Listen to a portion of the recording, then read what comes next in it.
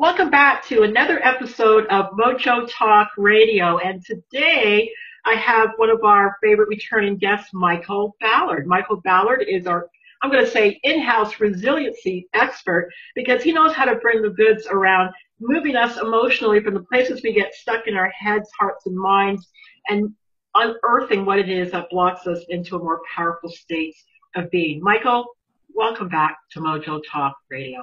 It is great to be here, and thank you very much. Good to have me here. So, Michael, you're in Toronto, and I hear it's Yes. sweltering today. Is that true? It's so warm, I wore my Hawaiian shirt. Well, it was kind of warm here today, so I wore a T-shirt, and I never wear T-shirts around, especially on camera, but here I am, and you know what? I have to do this more often. I'm kind of liking it, so it's all good. Anyways, I want to start today's show around a topic near and dear to my heart, and it centers around community. And as entrepreneurs out there and people who are plugged into the world of social media, building, audience building, and traction, all of that, how we sometimes get in our own way around our mindsets, how our mindsets are sort of built around what it means to build community and some of the blocks that might keep us from experiencing that. And I know we see a lot of communities being built out there, and I'll use some that people may know. For instance, Gary Vaynerchuk has a huge community of people out there, and if people are in the world of marketing, they know who Gary V is and follow him religiously, and they love his message. And some people don't like his message, but if you don't, you're not part of his community.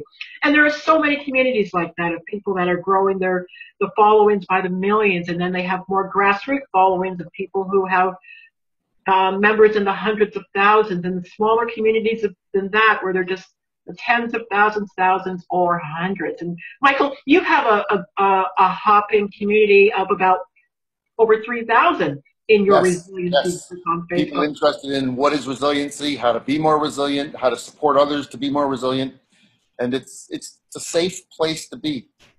Very nice, very nice. Kudos to you for building that community. But why I called you on here today was to talk about how one gets past the blocks to building community. I'm a community builder. I didn't really associate that term with myself until just recently when I figured out what it is I'm actually up to out there.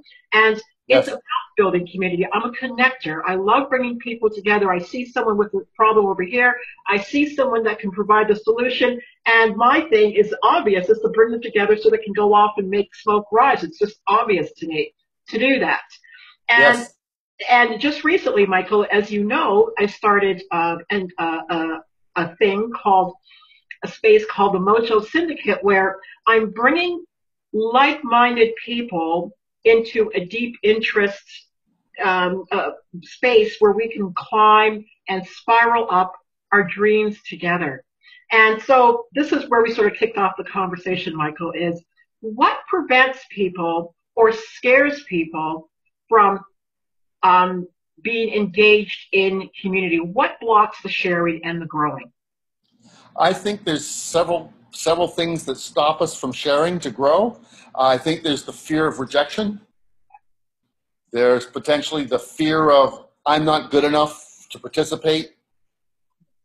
And then there could be some describe it as the imposter syndrome. If I speak up, they're going to figure out that I really don't know what I'm talking about. Well, that's my problem every single day. My goodness. You know what? Here's the thing. I've got this backwards then, because I share, I press the publish button, and then it's like, uh-oh. As opposed to, uh-oh, before I press the publish button. Well, I think after. Well, I think we all get a little of it on occasion. I think it's important to share. And by sharing, though, is the other thing, it makes us vulnerable. If you've been on social media, you've been attacked through sarcasm, nastiness, and vulgarity, all the things, whether it's based on our image, our words, our deeds. Somebody out there is going to hate you just because you showed up and signed in today. So I think it's important to realize that it's easy to say, but if you take everything personal, you might as well not bother getting out of bed. So you have to, over time, toughen up the armor and find a way and find places and spaces where you are quite fine to be yourself. Okay. and So others I'm will going to ask accept you you for that. to counsel me just a little bit here as a self-proclaimed community builder. Yes, Um, my goal is not necessarily about how many people I can accumulate into Pamela's world, not at all. My goal is to connect up to people who are going down the same path and are looking for the same resources, tools, needs, conversations, and upliftment to keep fighting the good fight. yes, So, what should my expectations around this be? Because as you start down this road, you immediately get slammed into walls from people because, or they run the other way from you because I think, and I could be wrong, I think if you are too gung ho around this whole sharing and connecting, it's off putting to people. Maybe they get suspicious. What are you up to? what do you really want? Are you trying to manipulate me? Mm, What's your real agenda? mm, I remember having to take, when I was in corporate, a sales program. And I remember by the break on the first day of a 3-day, $9,000 for this course per person in the room, saying to myself, this isn't persuasion selling. This isn't relationship selling. This is manipulation selling. I hate it. Now, if it's a safety issue and I'm going to save your life or save lives or change lives through manipulation, I'll do it to keep you safe. But that's the only time I want to manipulate is to keep people safe or safer. And I remember butting heads with the corporate trainer who had been mandated that through the board that he had to teach us all this program. So manipulation, people are scared that you're trying to do something. Why are you so nice? What do you really want? What are you going to charge me later? I remember somebody helping me, and I hadn't asked for the help, but they said, you should do this. And they gave me ABC. And I said, oh, thank you very much. That's very helpful. They sent me an invoice. I said, go get stuffed. It was like, wow. If I didn't know any better, I would have thought there was a hidden camera and I was being punked or spoofed. He actually sent me an invoice. I didn't ask for their help. So I think that people don't share because they're scared, they're concerned, or they've experienced attack or nastiness. And so they just want to go along quietly in stealth mode below the radar, not really engaging. And yet, when we don't engage with each other, we lose because I have things to learn from you, and I'd like to think you have things to learn from me, and I know that you've got a brother and a mother that have things to teach me, and I got some real smart relatives too, and that's just in the family, never mind out a level. mm, mm. And then there's our professional circles and our friendship circles and our volunteer circles. There's a whole lot of information, rational, emotional, intellectual, health, that you name it, that we could share that could change our lives. That's free. So basically, what you're saying then is when one steps out in a mode of helping, and I bring my thinking back to a video I saw Gary Vee do about how we are, and he's very outspoken. I mean, he uses language in a way that might be off-putting to people, but he punches through the nonsense, and that's what I love. Punching through the nonsense, meaning if I'm going to be the connector, if I'm going to be the influencer and the leader, minding people who are too stuck on what is it she's up to can't be a concern for me then. I have to just get past those people because they're going to keep me stuck like they're stuck. They're Yep. going to keep me afraid like they are afraid. And that's not the whole point of what I'm teaching people here. They've got their walls of judgment set up, and they want you to jump over them because they don't want to go through back and forth and connect heart to heart, head to head. Yeah, yeah, yeah. So how do you get, and I know everybody's busy connecting through Facebook groups and Facebook pages and all of these things. What is some of the advice for the leaders? Because you're the resiliency guy, and this is basically how to master resiliency as you build anything, whether you're building communities or building a business or building a family. There's a lot of feedback coming back towards you from out there. when you try to step up and do anything. What are some pointers for us, maybe 2 to 3 pointers for us, Michael, as we have to deal with people every day who are either in resistance or fear or all of it? Well, first of all, connecting with others is a process. So know that it's a process. We all do it a little differently, to very differently, but it's a process. So in your process, what attracts you to others? So one of the people I'm very attracted to intellectually is a young lady who is going state to state in the U.S., getting laws changed so that schools must teach children about safety, physical, sexual safety. This young woman isn't 35 yet. She's had more than 30 states change laws. She is tireless and fearless. So I am attracted to that because, wow, she went through terrible things for multiple times, and yet she's this lightning rod. She doesn't care if you're a grumpy old white guy, a 20-year-old grumpy black kid. Let's do this together. Let's not make excuses. We're either here to help 7-year-olds and 14-year-olds or we're not. So you're going to make a choice or you're going to make excuses. Let's get going. Let's rock and roll this. And it's like, wow. See, I love that energy. I'm going to stop you right there. You see, that's what I'm talking about. The no excuses stuff. There are so many excuses why things can't get done. I know we're all busy. Everybody tries to throw that one at me. Oh my gosh, can you really be any busier than me? Is it a competition? I mean, I said to somebody, unless you're running the planet, you have time. It's a matter of choices and motivation. So there's a big piece to the resiliency then, Michael, about what it is that you're motivated to do and why. Yes. So know that it's a process, but what's your why? And does my why and your why connect in a way that we can build and collaborate? Or does my way and your why, are they different, but can we support each other by who we know and help you connect? So I know that I introduced you to a neuroscientist who happens to be somebody that inspires me with his passion for moving people onwards, forwards, upwards. His approach is radically different than mine, but our purposes are both to help people evolve, grow, stay safe, be prosperous, and have a joyful time in life, in work and home and community. Yeah. So why wouldn't I introduce you to that man? He doesn't do what I do. And you did? I know, but there's that little tiny part of me that went, she's going to get stuff from him I can't give her. Oh, if I truly care, that won't be an issue. And if she's truly as good as I think she is, and you are, she's going to reflect back and say, that Ballard guy, oh, that was so nice of him. Made my life a little richer. So we both win. He wins because he gets to meet you because you add value in ways I can't. So the process, what are the outcomes? If one of my friends is hurting and they're down and out so bad that if I introduce them to someone who can help and they don't reflect back and say thank you, then why was I doing it and expecting a thank you? Shouldn't just helping them get the help they need be enough?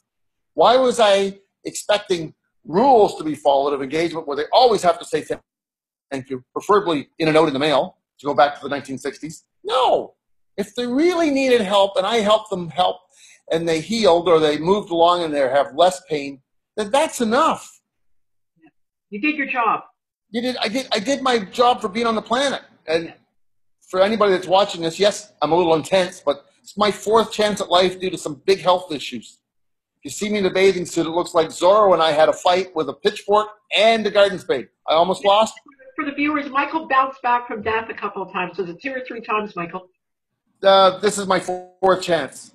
I might be the only guy that gets rushed in to emerge and says to the doctor who showed up, I'm here for the money back guarantee. You offer no charge warranty work, right? Because I was scared out of my mind. So there's a process to engage with others and connect. There's expectations, but we should also have... Let's focus on expectations for a minute. Yes. You touched something earlier in your conversation around people are cautious around expectations. What am I expecting by calling you over here to the side of the street? Everybody's guard goes up. She's up to something. She's manipulating. She wants something. She's going to charge you. Is that something for me to worry about? Or do I just keep moving? I think I put that in there as a filter, but not a block. Okay. As I shared earlier, and I don't remember if we were on air or off air, somebody once helped me and then sent me an invoice. Yeah. Huh. I get introduced to somebody who could help, and we had a little chat on social media in the early days. They sent me the solution. I thanked them, and then they sent me an invoice. Well, I didn't hire them. They never asked to be hired. So I said, no, thank you. So I think it's important to put it up sort of like a screen door. Still lets the air in, but it keeps the big bugs out. So you want to put up the filter. And I have a couple of lonely lost souls who want me to give them an inheritance, pay for their post-secondary master's degrees.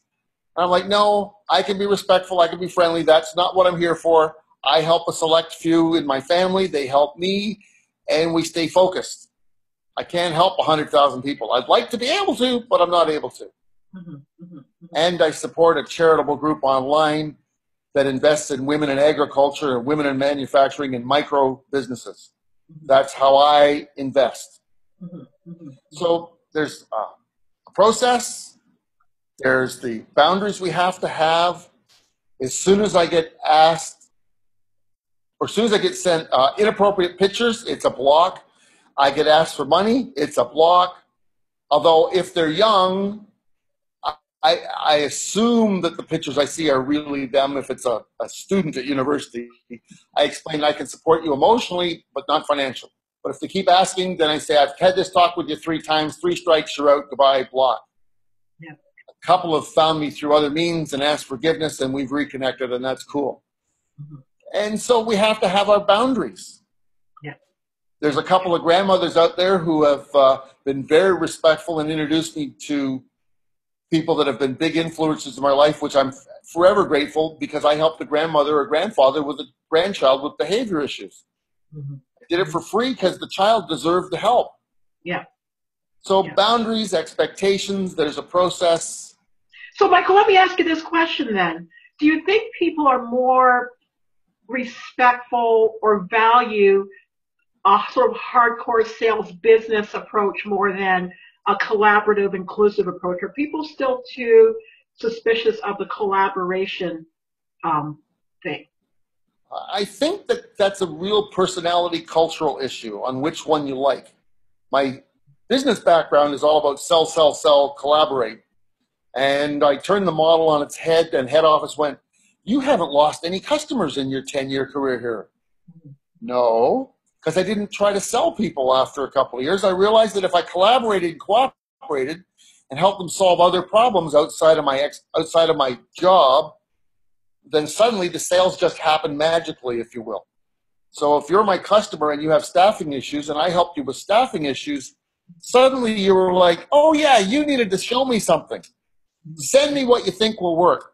I used to get blank POs after the second year of my career. So for 8 years, I'd go in, I'd get a PO, it was signed, fill it in, send me what you want, I trust you. And I was like, wow. So I prefer the collaboration and cooperation with a hint of selling, but the selling is more about choices, prices, timing, best outcomes.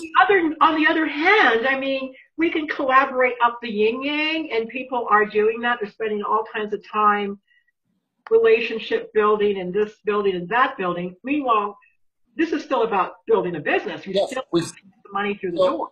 we still have to ask for the business. We still have to ask for the sale. We have to still say it's going to cost you X to get to Y. Yeah. So yes, I just like to do the relationship building first, and somewhere after the first third of the process, I like to say, so here's what I charge for the outcomes. And I still have people who think I do everything I do for free because I'm so nice. Well, you see, and that's it. And I think it's the expectation about being in the marketplace. I mean, if you're creating product using your good energy and your thinking cap and all of that, the expectation is at some point you have to put some skin in the game. Because Yes. nobody values anything that's for free. I don't care, really, how many courses do you have on your table that you've never paid for and ever used? Download ebooks and all of that stuff. You're not paying attention to that, but we do value anything that is worth $1 and up because energy was exchanged for that information for the Yes. service, right? Yes. So I value my laptop. I value my clothes. They all do good things for me. that's right. If it was handed to you, not so much. And we've experienced that with our children. Whatever they get, they don't necessarily value it because they didn't have to go out and get work to get it. So we understand that concept. Yet we somehow get that skewered in this marketplace where because we have such ongoing, I would even say virulent connection to free stuff all the time, we expect it always to be that. But if we're part of a group that respects each other's initiative, drive, ambition, work ethic, productivity, all of that, and supporting that with each other and bringing people in that we know that supports that and grow, and we can grow that. And we're feeding in the system. I have, for those that don't know this yet, I have this T-shirt on. It says, "I am the new economy," meaning that in essence we are our own economic systems. Before we used to be one big economic system, whether you're in Canada, the U.S., or wherever, you're in the economic system. We're walking economies. What is it you have to offer, Michael? And then you would tell me, what is it I have to offer, Pamela? And I would tell you. And how can we trade that? Okay, maybe you don't have anything I want right now, Michael, but I have 5 people over here that I know that need resiliency work. I can't do that. That's not my thing. I know about it. I can probably talk it, but you know what? I don't have that depth of body and years of skill and work that you have. So why wouldn't I pass that on to you? And vice versa. And I think what I'm trying to do, and I know this sounds pitchy on my part, but I don't care. Here I go. This is my thing. I want to try and connect people to that thinking or level and depth of thinking that says, let's get over the bullshit and let's move out as an economy. Because we are moving into a world system that says if you don't get on with this thing, you're going to be left in the corner crying and you're not going to know what happened. Yep. I just had a friend, just to finish this thought, Michael, I have a friend in Toronto, a new bank pops up, there are no tellers in it. Where did all those people go? Something to think about, right? Very much so. You got to up your game. There's gonna be a parting of the ways. I've got a young lady who went back to school 3 times before she clicked into the career, and she supported herself by doing cashier work. But like she says, in the last place she worked, cashiers have been cut back by a full 40% because they've got self-serve. And it's going to grow. Oversees the 6 semi-automatic cash yourself out. And she said there used to be 6 more cashiers there. And you can actually, I went to where she used to work. You can see the marks on the concrete where they got rid of the cashier desks. Yep. And it's going to keep scaling back. It's going to be the point where you're just on your computer, you're ordering, you throw out your cart, and you walk or drive up and pick up your stuff. And so I have a business acquaintance who's in the business of building large buildings. So if you want to build a $20 million warehouse in Toronto region, they'll bid on it. And she tells me that Amazon and one other group are building large warehouses across North America because they would like you to have 2-hour service from having paid for the order. I can't get to 2 of my favorite grocery stores round trip, including shopping, in 2 hours for the specialty stuff I like to buy twice a year. So what will that do to them if they lose 12% of their business? Because I can get it online and have it delivered in under 2 hours. And we say, oh, well, too bad, so sad. But it's the way that it's going to go. And the word here is adaptability. And we're not looking. And we're feeling the fear. We're not feeling the opportunity.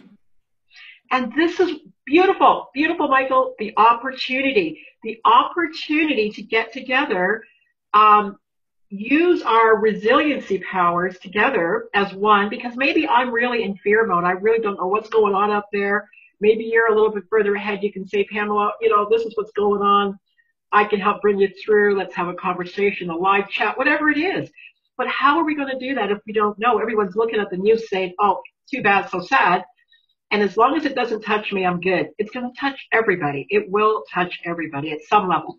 If it doesn't get us, for those of us over a certain age, it will definitely get our kids or for those of us of a certain age, our grandkids. And we need to be prepared because I'm meeting people who have gone back to work in their 70s to help pay for their grandkids' education because they seem to have hit a wall with money. Yeah. So it's pretty interesting to meet somebody that used to have a $25 million budget, and they worked 2 days a week to help put the grandchild through university. And they said, I'm having fun. Wasn't what I planned to do, but I just can't take the risk of dipping into my savings to help this child, but they're well worth the effort.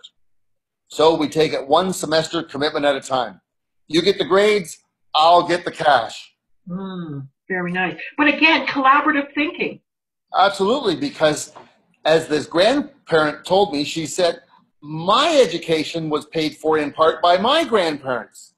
And we keep trying to raise the bar in the family, not to force the kids to do more, but just to keep them safer.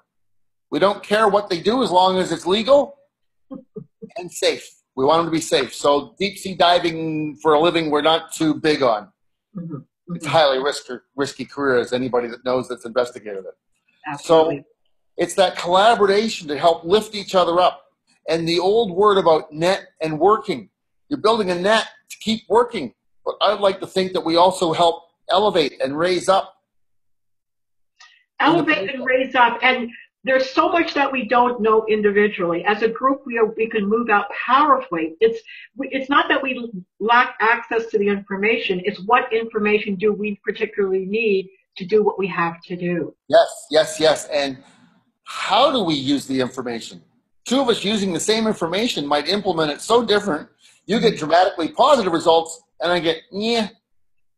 So you say, well, I did ABC, and I say, well, I did ABC, and if we don't compare implementation, why is mine produce tepid, lukewarm, break even, or worse still, lose, and you got spectacular, many-digit success? Because I'm wearing Mojo Red lipstick. I'll need a dozen tubes. But I get your point. And that's why I love the power of competition. Yes, I'm in competition. I'm in competition with myself. I'm in competition with yesterday's results. I'm in competition with a whole different kinds of things. But from what I understand, and these are some stats, I wish I had the numbers written down here. We are shifting out of a whole type of landscape right now. Yes. A whole swath of jobs and a whole swath of people that are going to disappear from those jobs. And there are jobs that are coming in that we don't even know exist yet. The kids in kindergarten, grade 1, are going to be working at jobs that we don't even know exist yet. I totally understand that part, because when I taught job search in the early 90s to IT professionals, by the late 90s, there was jobs in IT that didn't exist in the early 90s, and yet it was less than 10 years. So I said to the software people in the early 90s, what will you do to keep up? And they said, you don't. You work 5 or 6 years, you make a lot of money, you take a few months off, and you go upgrade all your programming skills. You jump back in, you make even more money, but you got to save some of it because you got to leave in 3 years or 4 years and take another. They said, otherwise, you work for 12, you get laid off because you're obsolete.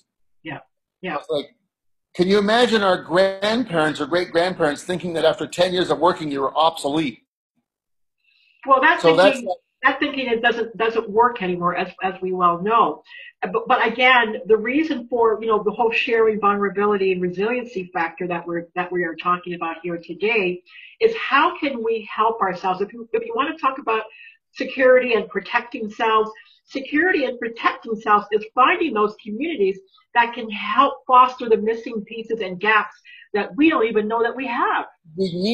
All of us need to be nurtured. And sometimes nurtured is a hand up, sometimes nurtured is a gentle poke. And if we choose to listen to what's said with the poke, we can benefit, grow after we get over the initial, oh crap, I screwed up. And so it's really important to find those communities. And I think what you're creating is that opportunity to be supportive if we share and tell the truth. If we reflect on other people's truths and then give them our best answers, that we've made the same mistake or the same mistake differently, and here's how you dug yourself out, or how you move forward, or how you had the mistake turn into gold. And exactly. And before we started this call, I said, I've gotten to the point in my business where it's time for a little bit of a tweak and rehaul and a reemergence as Pamela the Mojo Maker. What can that be and what can that look like? I can't see it. I need eyes. I need feedback. I need some mirroring effect. And I need a group who I trust to give Yes. that to me, who I know isn't there to tear me down, but to build me up. And that's what this is, because I can tell you up and down. I can't tell me anything. I will try. We can look in the mirror and have a talk with ourselves, but it's us. Another source can see us in a fresh light, different perspectives from different experiences with different language and beliefs. And in a fraction of a second, and that's the beauty of community, a loving, trusting community that's not going to blow smoke at you, who wants to tell you what you need to know so you can be better, not that you can be safe. And a lot of people are looking for safe. Safe, you don't grow in safe. I'm sorry, you don't. No, 3 seconds before I go to sleep, I like to feel real safe. But in the course of the day, I like taking small to medium-sized risks day to day and larger risks in advance with some preparation. And I'm a challenge person. I love challenges, so I'm going to be holding some challenges internally within the syndicate to help us stretch and grow and do some things, and including me. It's about the accountability though, because I might slide off and let myself off the hook. But if I know you're watching, Michael, it's like, I better get to Michael's checking. Well, accountability, right? And that's the other thing. A good support group helps us be accountable and say, so you went off track, so what will you do about it? What are your next steps? Yes. What's the date, the time, and the place that you'll take corrective action to achieve this goal? Yeah. Have you thought about this? Do you need somebody to call you about that? I know a person. All of that kind of stuff. Like we love our heroes and our sheroes out there. People have their Tony Robbins or their Gary Vee's or their was it Joe Sandberg? I could forget her name, but Yes. we have our people. But behind, and I'll even throw Oprah in for good measure, right? But behind those people are tons of people that get those people to where they are. Yes. They did not do it 100% alone at all. And the more they grow, the bigger the team has to be to keep them going. Yes. And I remember one of the famous experts of the 80s saying, there's no such thing as a self-made man or woman. No such thing. They didn't get born in a cave alone. A mother gave birth to them. Even if somebody was there to push it out. Even if she was the worst mother in the world, she still nurtured them physically against her own wishes, maybe, but she still nurtured them. Somebody was there to help birth the child. It was the mother alone or a team at a hospital. So self-made man, baloney. And he just went down a list of what it takes to get to be 7 years old. Yeah. And he went, can they read? There was a teacher, formally or informally. Can they spell?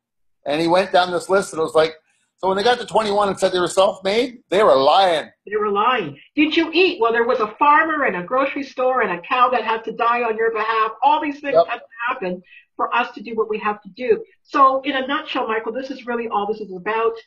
Building a community that's going to help us get to the top, because it's hard, it's lonely, Yes. it's frightening, it's all these things that we experience alone and in solitude. Most people do, because they don't want to share their vulnerability, because they don't have that resiliency piece, which I believe the community will help with. The community can help Yes. get that resiliency factor. Because resiliency is an inside-out and an outside-in process.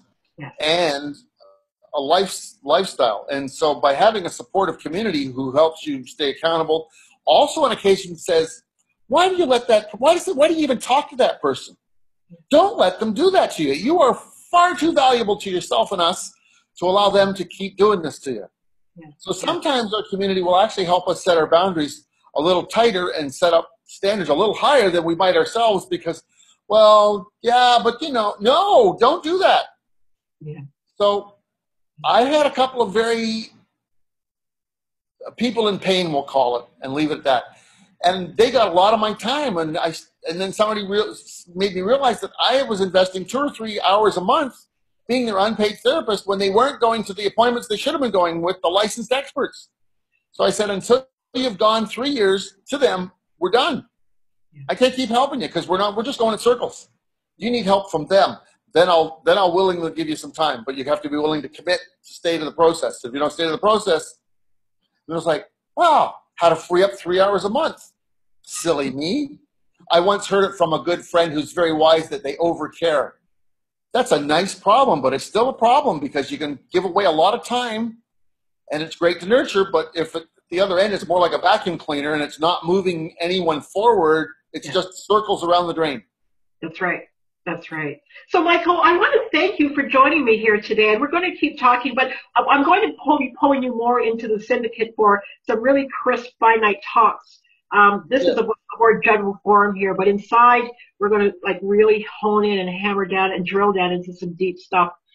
Yes, I'm going to take up some more of your time on the other side, but I think it's all worth it.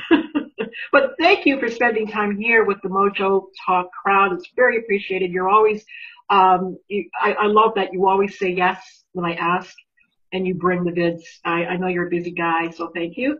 And for the Mojo Talk audience, thank you again. Again, I just want to show off my t-shirt. I love it. It's called I Am the New Economy. I don't know if you can see that. I am the new economy. And that's just my way of saying that we have to open our eyes, get wise, team up and move out and start onboarding some different streams of income. Forget the fact that you have no talent. It's practice in day after day after day, grinding it out. And when we do it together, it becomes fun and effective. So,